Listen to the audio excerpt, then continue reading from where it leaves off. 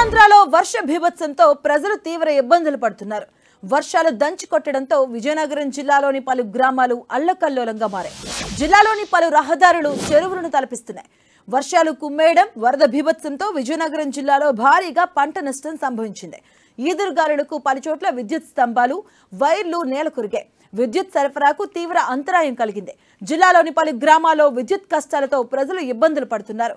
విద్యుత్ సరఫరా నిలిచిపోవడంతో గజపతి నగరం మండలంలో పలు గ్రామాలకు మంచినీటి కష్టాలు ఎదురయ్యాయి. మంత్రి కొండపల్లి శ్రీనివాసరావు ఆదేశాలతో ట్యాంకుల ద్వారా నీటిని సరఫరా చేస్తూ ఉన్నారు. అలాగే మరోవైపు విద్యుత్ సరఫరా పునరుద్ధరణ పనులు వేగవంతమయ్యాయి.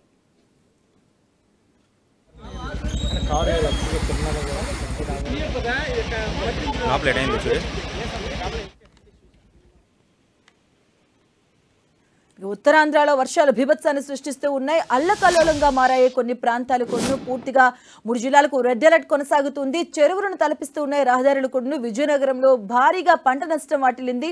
మనం చూడొచ్చు, భారీగా పంట నష్టం వాటింది. అరటి తోటలు కూడా పూర్తిగా నేలకొరినటువంటి సిచ్యువేషన్స్ మనం చూస్తున్నాం. అలాగే రహదారులపై నుంచి కూడా వరద భారీ ఎత్తున ప్రవహిస్తుంది. మనం ఎన్టీవీ స్క్రీన్ మీద చూడొచ్చు. భారీగా ఈ వరద నేపథ్యంలో భారీ వృక్షాలు కూడా నేలకొరినటువంటి సిచ్యువేషన్స్ ఉన్నాయి. భారీ వర్షాలు నేపథ్యంలో భారీ వృక్షాలు కూడా నేలకొరిగాయి. ఈ నేపథ్యంలో రాకపోకలకు తీవ్రంగా అంతరాయం ఏర్పడింది. గజపతి నగరంలో పలు గ్రామాలకు విద్యుత్ సరఫరా నిలిచిపోయింది.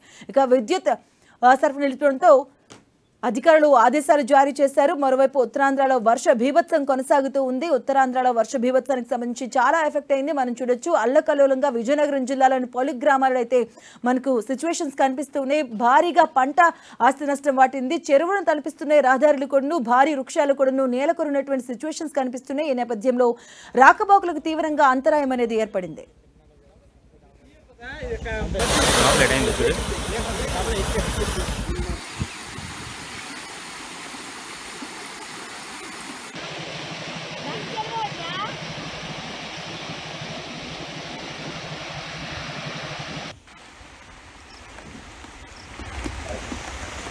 మొత్తం